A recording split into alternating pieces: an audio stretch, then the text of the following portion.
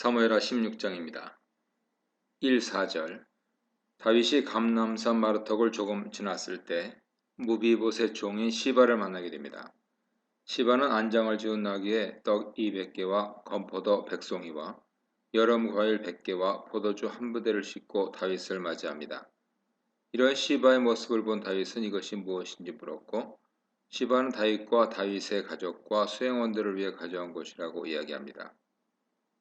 이는 사무엘상 25장 18절에서 아비가일이 다윗 병사들을 위해 준비한 음식과 유사합니다.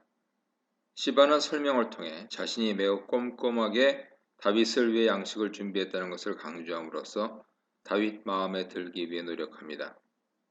그런데 다윗은 이런 시바의 설명이나 음식보다는 무비보셋의 행방에 더 관심을 갖죠.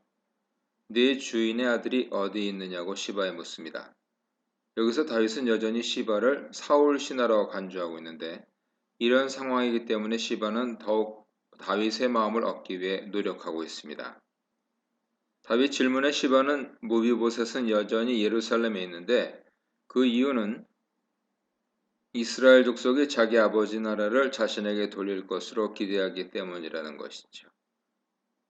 이는 다윗이 도망간 사이에 다윗 왕위를 찬탈하기 위해 다윗과 같이 도망하지 않고 예루살렘에 남았다고 말한 것입니다. 이런 시바의 말에 대해 다윗은 더 알아볼 생각을 하거나 의심하지 않고 완전히 믿고 화가 나서 무비보셋의 모든 재산을 빼앗아 시바에게 줍니다. 이에 시바는 다윗에게 감사절을 하고 왕의 신하가 되게 해달라고 부탁합니다. 내가 왕 앞에서 은혜를 입게 하옵소서라는 말은 이제 더 이상 사울 신하가 아니라 다윗 신하로 받아달라는 의미죠. 시바는 이전부터 자신을 당신의 종이라고 칭하면서 다윗 신하가 되고 싶어 했지만 무비보셋이 등장함으로 다윗 신하가 되지 못하고 계속해서 사울 집 신하로 있었던 것입니다. 다윗 왕국에서 사울 집의 신하로 지내는 것은 더는 출세할 수 없다는 것을 의미하기 때문에 출세를 하기 원한 시바 입장에서는 매우 불만이 많았을 것입니다. 그러다 자신이 나설 기회가 생기자 재빨리 무비보셋을 배반하고 다윗에게 온 것이죠. 무비보셋이 정말 반역을 했는지 이 부분에서는 알 수 없지만 뒤에 19장 24절 이하에 가면 무비보셋은 다윗을 배반하지 않았고 오히려 시바가 무비보셋을 배반하고 모함했다는 것을 알 수 있습니다. 다윗은 지금 아들 압살롬의 반역을 직면하고 있는 상태이기 때문에 요나단 아들이 배반했다는 소리에 더욱 민감하게 반응합니다. 그렇기 때문에 탐욕스러운 인간의 말을 그대로 믿고 무비보셋에게 주었던 모든 것을 빼앗아 그를 모함한 사람에게 줘버린 것이죠. 하나님과 동행하며 하나님 은혜 가운데 있을 때는 요나단과의 약속을 지키기 위해 일부러 무비보셋을 찾아 은혜를 베풀고 함께 지냈습니다. 하지만 하나님 은혜에서 떨어진 이제는 옳고 그름을 분별하지 못하고 하나님 앞에서 요나단과 맺었던 언약까지 깨뜨리려 하고 있죠. 그리고 이때 생긴 의심은 나중에도 완전히 사라지지 않습니다. 5절 8절입니다. 다윗이 바후림에 가까이 갔을 때 그곳에서 게라의 아들 시므이가 나왔는데 그는 사울의 친척입니다. 바후림은 사울의 지파였던 베냐민 지파가 사는 지역으로 이곳에 사울 친척들이 살고 있었고 그 중 한 명이 시므이인 것이죠. 시므이는 압살롬에게 쫓겨 바후림으로 온 다윗을 보고 나가라고 소리칩니다. 그는 다윗을 피해 사람 불량배로 부르는데 불량배는 이전에 나발을 부르던 표현으로 지금 다윗은 자신이 악하게 생각하던 나발 같은 인간으로 취급받고 있는 것입니다. 시므이가 다윗을 피해 사람, 살인자로 표현한 이유는 다윗이 반란을 일으켜 사울 집안 사람들을 죽이고 왕이 되었다고 생각하기 때문이죠. 그렇기 때문에 시므이는 여호와께서 사울 집의 모든 피를 다윗에게 돌리셨고 여호와께서 압살롬에게 나라를 넘기셨다고 말합니다. 압살롬 반란으로 다윗이 이렇게 쫓겨나게 된 것은 다윗이 사울 집에 저지른 살인죄 때문에 여호와께 벌을 받은 것이라고 주장하죠. 여기서 시므이는 여호와의 이름으로 말하고 있지만 여호와에 대한 지식이 있거나 신앙이 있어서가 아니라 단순히 인과응보 대가를 치르게 하시는 분 정도로 여기고 있습니다. 여호와께서 사울 집을 버리고 다윗을 선택하셨다는 사실을 알지 못하거나 알면서도 인정하지 않는 것이죠. 9절 14절입니다. 시므이가 저주하는 말을 들은 수루야의 아들 아비스는 화를 내며 시므이를 죽은 개라고 욕하면서 자신이 그의 머리를 벨 수 있게 해달라고 다윗에게 요청합니다. 죽은 개라는 표현은 사무엘하 9장 8절에서 무비보셋이 다윗 앞에서 자신을 낮추기 위해 사용한 표현으로 아무 쓸모없는 존재라는 의미죠. 아비스의 말에 다윗은 너희가 상관하지 말라고 합니다. 시므이가 저주하도록 여호와께서 허락하셨는데 누가 그에게 뭐라 할 수 있겠느냐는 것이죠. 또한 아들도 자신을 죽이려고 하는데 시므이가 자신을 저주하는 것이 무슨 대수냐고 하면서 반복해서 여호와께서 저주하게 하신 것이니 내버려 두라고 부하들을 말립니다. 그리고 혹시 여호와께서 저주받은 것 때문에 도리어 자신에게 선을 베풀어 주실지도 모른다고 말합니다. 이러한 다윗의 말은 이전에 자신이 사울을 죽일 수 있음에도 불구하고 죽이지 않으면서 원수 갚는 것은 여호와 손에 있기 때문에 자신의 손으로 원수 갚지 않겠다고 말한 것과 같은 맥락이죠.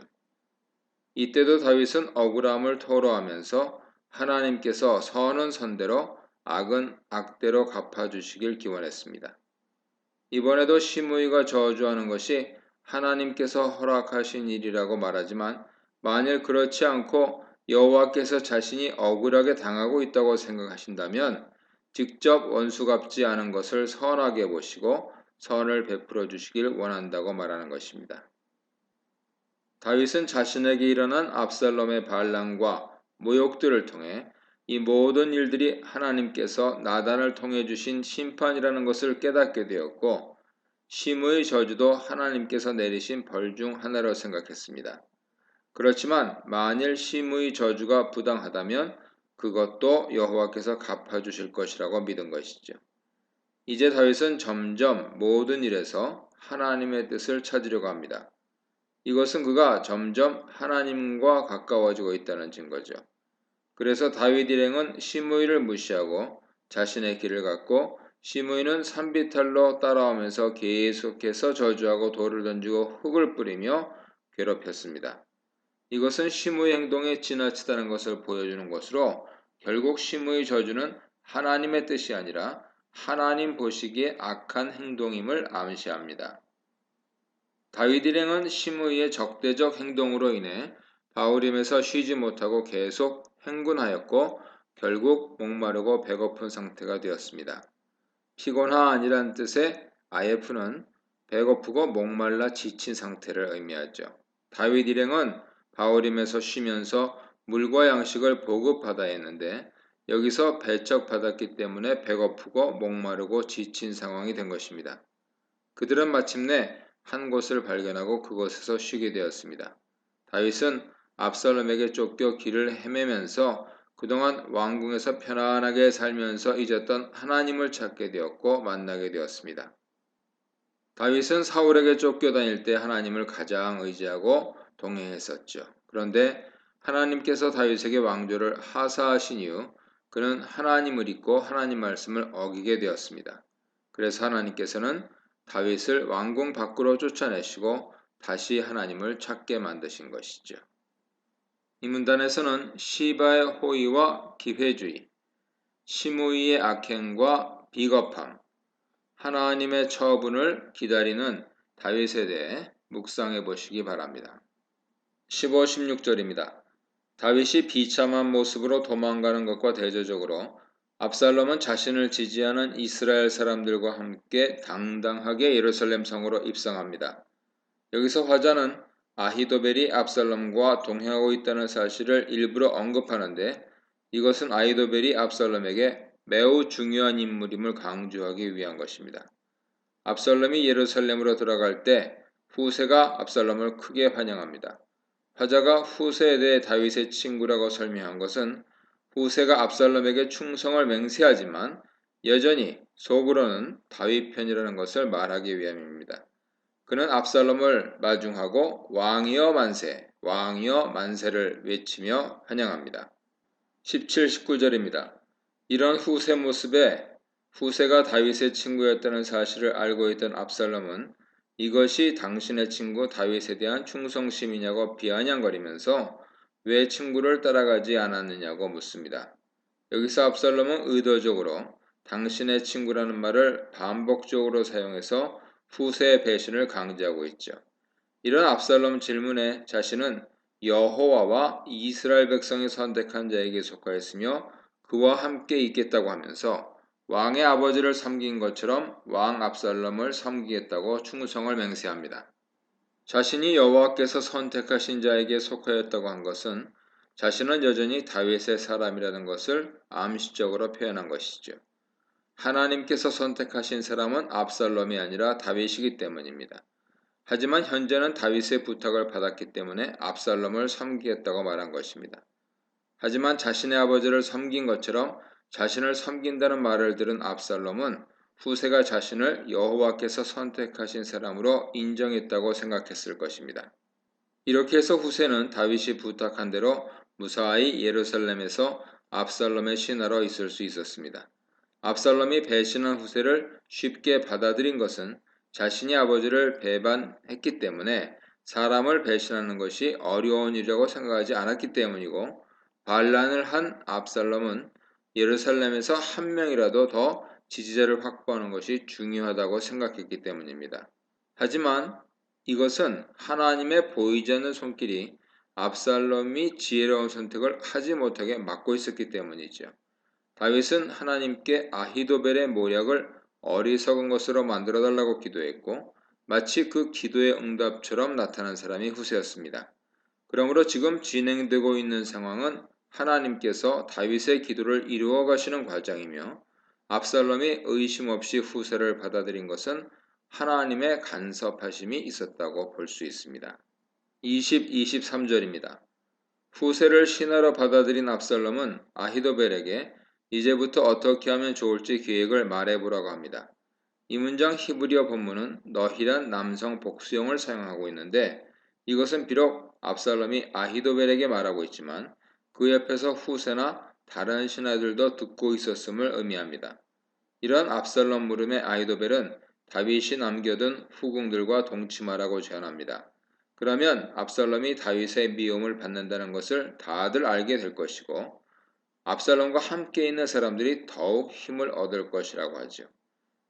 전 왕의 후궁들과 동침하는 것은 고대 근동에서 전 왕을 폐위하고 자신이 새로운 왕으로 등극하여 권력과 모든 재산을 차지했다는 상징적인 행동이었습니다. 하지만 이스라엘에서 아버지의 첩을 취하는 것은 근친상간으로 간주되어 금지되어 있었습니다. 하지만 아히도벨은 하나님의 율법보다는 고대 근동의 관행을 따라 압살롬이 백성들에게 자신이 새로운 이스라엘 왕이 되었다는 것을 보여줄 것을 조언했죠. 아히도벨은 또한 이런 행동을 다윗이 듣게 되면 압살롬을 미워하게 될 것이고 압살롬과 다윗의 관계는 회복할 수 없는 지경이 될 것이라 예상했습니다. 그러면 압살롬을 따르는 사람들은 더욱 긴장하고 힘낼 수밖에 없게 된다고 말했습니다. 그 결과 압살롬을 따르는 사람들은 이제 다시 다윗에게 돌아갈 수 있는 기회가 사라지고 이들은 자신을 지키기 위해 더욱 다윗과 강력하게 싸울 것이라고 계산한 것입니다. 아히도벨은 다윗의 첩을 취하는 행동을 통해 외부적으로는 압살롬이 다윗을 승계했다는 것을 알리고 내부적으로는 결속을 다지는 기회로 삼으려고 한 것입니다. 아히도벨의 조언을 들은 압살롬은 그대로 시행하죠. 옥상에 천막을 치고 모든 이스라엘 사람들이 보는 앞에서 아버지의 후궁들과 동침합니다. 화자는 후궁들을 그의 아버지의 후궁들이라고 표현함으로써 압살롬이 근친상간의 죄를 범하고 있다는 사실을 암시적으로 말하고 있습니다. 압살롬이 천막을 친 옥상은 예전에 다윗이 목욕하고 있던 밧세바를 보고 음욕을 품었던 장소로 이 모든 일의 발단이 된 것입니다. 옥상이란 장소를 통해 화자는 왜 다윗에게 이런 치욕스러운 일들이 벌어지게 되었는지 독자들로 하여금 떠올리게 합니다. 공개적인 장소에서 다윗의 첩들이 강간을 당하는 사건은 1차적으로 나단 선지자가 다윗에게 예언한 것이 성취된 것입니다. 나단은 다윗에게 네가 내 눈앞에서 네 아내를 빼앗기고 네 이웃들에게 주리니 그 사람이 네 아내들과 더불어 백주에 동침하리라. 너는 은밀히 행하였으나 나는 온 이스라엘 앞에서 백주의 이 일을 행하리라 라고 말씀을 전한 것이 문자적으로 이루어진 것입니다. 온 이스라엘 앞에서 라는 단어가 두 부분에 공통적으로 사용되어서 하나님 말씀이 그대로 이루어졌다는 것을 강조하고 있습니다. 다윗은 지금 하나님께 받는 벌을 통해 한 걸음 한 걸음 하나님께로 돌아오고 있었지만 하나님께서는 다윗 죄에 대해 계속 선거대로 시행하고 계시며 사해주지 않고 계신 것이죠. 본문은 언급하지 않지만 압살롬이 다윗의 첩들을 강간한 것은 암논이 다말을 강간한 것에 대해 다윗이 아무런 조치를 취하지 않은 것에 대한 보복의 의미도 있습니다. 사실 다말이 암논에게 강간당했을 때 다윗이 적절하게 조치를 취했다면 압살롬이 반역을 하는 일도 다윗의 첩을 강간하는 일도 없었을 것입니다. 결국 다윗의 무책임함 때문에 다윗의 딸이 강간당한 일에서 시작된 비극이 다윗의 첩 10명이 강간당하는 비극으로 확대된 것입니다. 여기서 힘없는 여성들이 강간당하는 모습은 현재 이스라엘에서 하나님 말씀이 제대로 지켜지지 않고 있으며 지도자들이 공의와 지혜로 이스라엘을 다스리지 못하고 있음을 드러냅니다. 구약에서 여성들이 강간당하는 상황은 항상 그 사회가 하나님 말씀을 지키지 않고 불의를 일삼을 때 일어납니다. 사사기 19장의 레위첩, 다말, 다윗첩들의 강간이 그런 것이죠. 창세기 34장에서 디나 강간 사건도 야곱 집의 영적인 타락과 세김의 불의가 결합된 사건이었죠.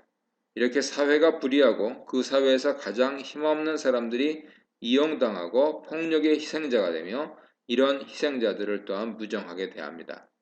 사회가 정의로울수록 그리고 정의롭고 하나님을 경외하는 사람이 많을수록 가장 힘없는 사람도 편안하게 살아갈 수 있는 것입니다.